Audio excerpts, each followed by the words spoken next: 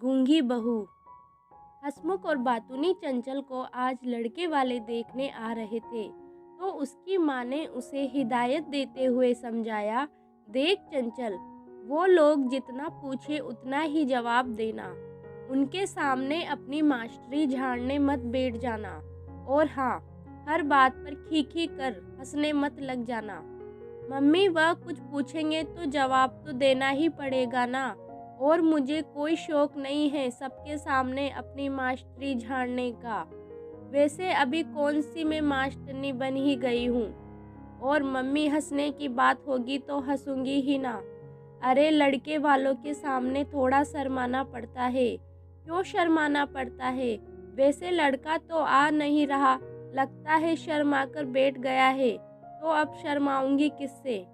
चंचल ने चुटकी लेते हुए कहा। चुप कर बेशरम, उसका पिता व बड़े भाई बहन आ रहे हैं, कुछ इज्जत रख लेना हमारी। तभी दरवाजे की घंटी बज गई। लगता है वह लोग आ गए। तू जा अंदर, जब बुलाऊं तब बाहर आना।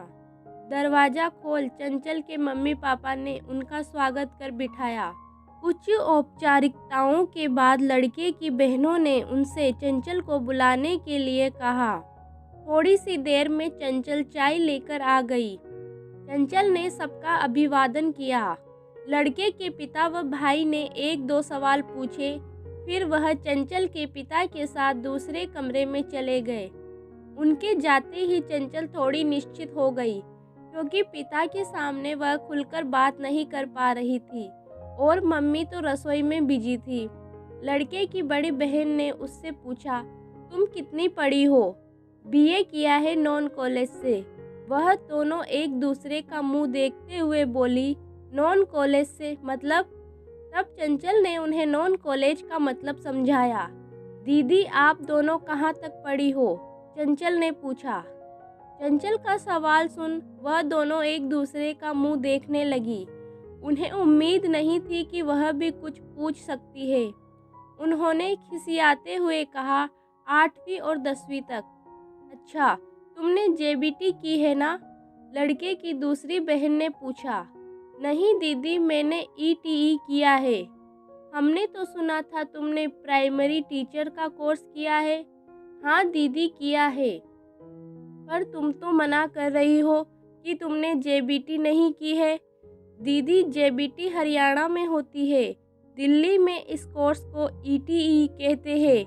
चंचल ने मुस्कुराते हुए कहा। धीरे धीरे चंचल अपनी रो में आ गई थी। वह दोनों एक सवाल पूछती, वह दो जवाब देती। तभी दूसरे कमरे से लड़के के पिता ने उन्हें सलाह मशवरे के लिए बुलाया। उन्होंने अपनी बेटियों से पूछा, कैसी लगी लड़की? तो बड़ी बहन थोड़ा मुंह बनाते हुए बोली, पिताजी रंग रूप तो आपने देख ही लिया, और डिग्रियां भी सभी सही है, तो फिर क्या कमी है? बस बोलती थोड़ी ज़्यादा है। उसके इस जवाब को सुन लड़के का बड़ा भाई, जो इतनी देर से चुप बैठा सब सुन रहा था, सुनकर बोला, गूंगी बहू ले आओ, बोलेगी ही नहीं।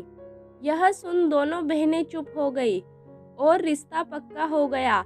आज भी शादी के बाद चंचल के पति बहस होने पर या गुस्से में जब भी उससे कहते, कितना बोलती हो तुम, तब चंचल धीरे से यही डायलॉग मार देती है, गूंगी बहू ले आते, बोलती ही नहीं।